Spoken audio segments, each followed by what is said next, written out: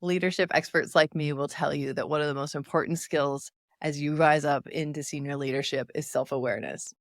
Yet, most people don't find it so easy to know how they're feeling inside or how others see them. I have one of the less common personalities, especially being neurodiverse on top of that. So it's helped me a lot to get to know myself so that I could feel like I have a place to fit in. And most of my clients feel the same way too. It's so refreshing to take a quiz and see the answers come up and tell you there's nothing wrong with you. You're just an Enneagram 3 or you're an ENFP. When I combine that one result with all the other ways that I can define myself in this vivid mosaic that gives me a picture of the real me, that me isn't like anybody else. And I can tell you from going through this process with over 100 clients that no two of them are anything like each other. It's one of my favorite things to see. We are all so different as humans, and yet it's sometimes hard to see that. So, in this episode, you'll learn the 12 tools of self awareness, and I'll also share examples of how my clients have used this knowledge to build their confidence and ability to interact with their team members. By the end of the episode, you'll be ready to improve your own self awareness with this new set of tools. I'm Jill Avey, a career success coach, and this is Sister Smart Leadership, the show that explores how women can rise from director to vice president and beyond by fully leaning into their feminine energy as their biggest advantage. Let's get you one step closer to the recognition and promotion you deserve. It's amazing how little we actually know about ourselves. I mean, we walk around in this body all day, but how much time have you actually spent getting to know yourself? I feel like most people, it hasn't actually been that too much time. Yet, when we talk about playing to our strengths, like we did in the last episode with Sister Smart coach Sarah, we have to get to know ourselves better than we do now. How do you do that though? I love journaling as a way to tap into our inner wisdom. It's a great way to get that quiet voice inside of you out. But the downside of journaling can be that you only know what you know, and it can lead to rumination if we're not careful. So let's talk about how we can know our genius through research backed tools. So the very first thing to start with is a strengths assessment. We use what's called the strengths profile in our program, and that gives you 4 categories that I really love. So you have realized strengths. These are the strengths that are the things that you know you're good at, probably. And when you walk into a meeting, everybody knows that that's you. You're the person who's good at those things. These are inherent things that you're going to bring from situation to situation. And you would use these strengths in your personal life, in your work life. These are what people know about you.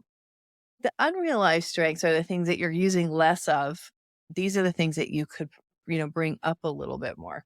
So we want to be careful when we're talking about our realized strengths, because the thing about realized strengths is that it's every strength becomes a weakness when we use it too much. It's easy for us to really lean on those things that we know we're good at and overuse them. So what we want to do is we want to use our strengths with caution. And so it's the unrealized strengths where you could lean more into those. Those would be the things that, are kind of up and coming, but it's not your go-to thing that you're great at. Then there's also learned behaviors. These are the things that we're good at, but we had to learn how to do them. And it's good to identify these things because they are the things that are going to really zap your energy. And you want to spend as little time as possible in these learned behaviors. Then you get to your weaknesses. I love talking about weaknesses because we all have them. So the strengths profile is a profile of 60 strengths. Nobody's going to have 60 realized strengths. That would be impossible. And it wouldn't even be desirable. So we all have this category of weaknesses that are at the bottom of our list of strengths that are the things that we're just not great at. And I want you to celebrate that stuff. I want you to really own those weaknesses, because when you do that, you can say, hey, that's not me. This is me, but that's not. And that's not what I'm great at. That's not my zone of brilliance. And so we don't want to fix weaknesses. We're not trying to get our weaknesses over to the strength side and make them strengths. What we want to do is we want to own them, and we may need to build scaffolding around them so that they don't become a problem or an Achilles heel for us. So that I totally support. An easy thing that you can do is do the StrengthsFinder 2.0 assessment. It's very popular. The Gallup website is where you can find the StrengthsFinder, and anybody can take it. It's wonderful. There's a top 10 and there's a 34. I would pay the extra and do the 34, because then you also get to see those weaknesses, those ones you really want to embrace. So with some thought, you can probably figure out which of the middle ones are unrealized and learned. StrengthsFinder doesn't particularly say that and pick those out, but but you can figure that out, I think. So that's where you can go with your strengths. Next is the personality assessment. So there are several good personality assessments. You may have done the DISC at work. That's one that we often use in the workplace for teams and things like that. And there's the Enneagram, which the Enneagram's actually my favorite assessment because it goes very in depth into how you are in different situations, in different stress levels and things like that. It's a very interesting personality assessment that I think has a lot of really usefulness to it. And then there's the Myers-Briggs, which has been around a very long time. It's a little bit controversial in that it wasn't based on science originally, but millions of people have taken the Myers-Briggs now. And I really feel that after this amount of time that we have really shown that the Myers-Briggs does hold a lot of water. I have done the Myers-Briggs with over 100 clients, and no one has ever said, "This doesn't sound like me." In fact, the opposite, where it's like, "Yeah, that all rings true." And I love all the tools that are built around Myers-Briggs. There's a book called Do What You Are, which can help you figure out what jobs might be good for this personality type. That's a tool that we use, and I think it's very good at seeing how you are on a personal level versus how you are at work. So I personally find the Myers-Briggs very helpful. The one that's really research backed is the Big 5. So that's the one that, we know that that has a ton of research behind it. It's very valid, and that's kind of your go-to if you're really looking for research backed assessment. And I'll put a link in the show notes with a website where you can do any of these personality assessments. The next way that we can get to know our genius is by understanding our saboteurs. This is sort of our shadow side.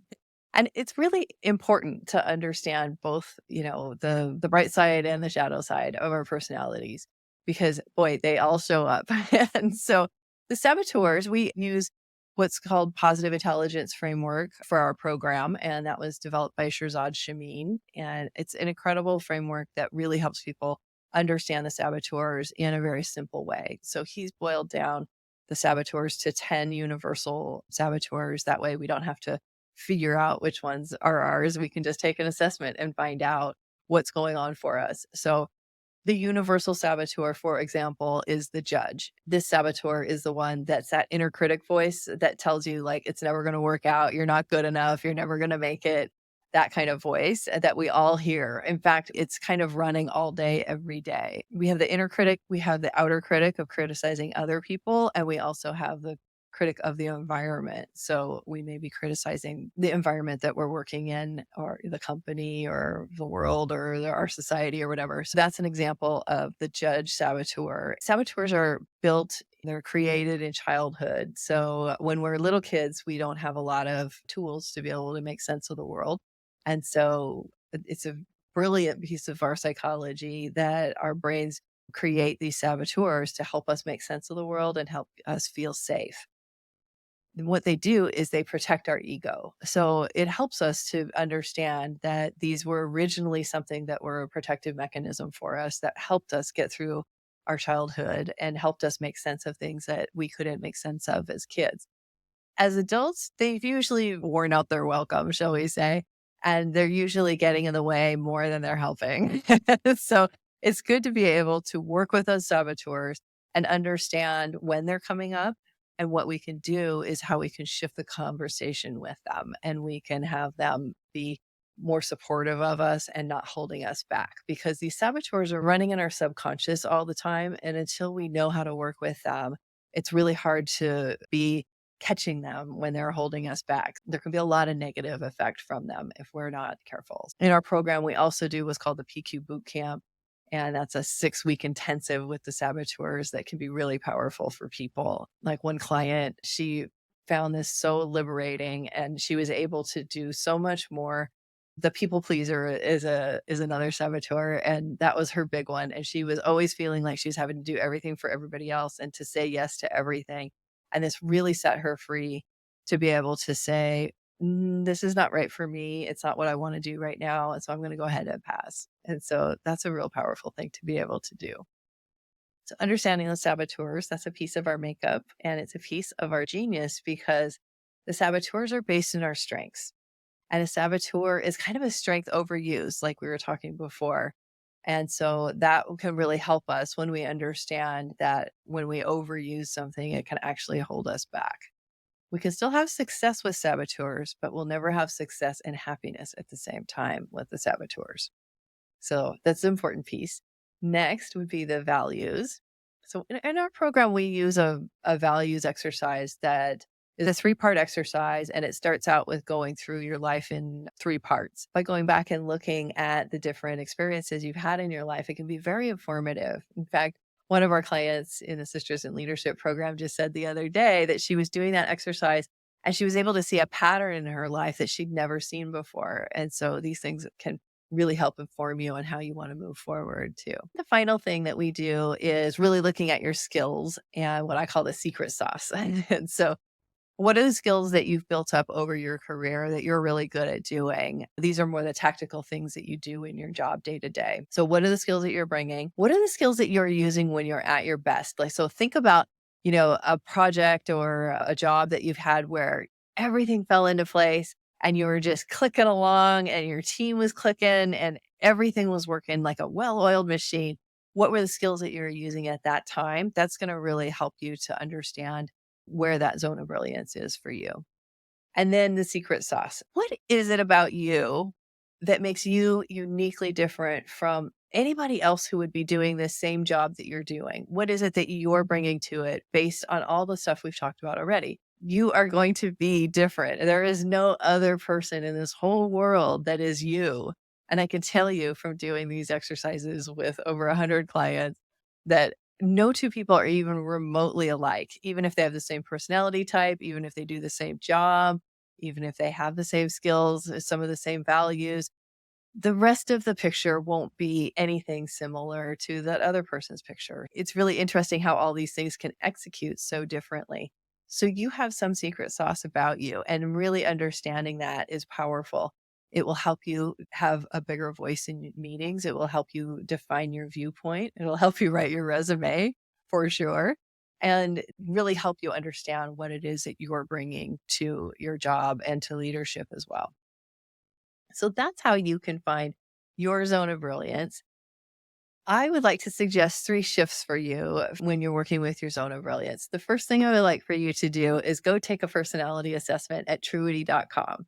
They have a bunch of free assessments there for you, and you can choose which one you like to take. Would you like the DISC, the Enneagram, the Myers Briggs, or the Big Five? They're all there on that website. And so you can choose which one's right for you.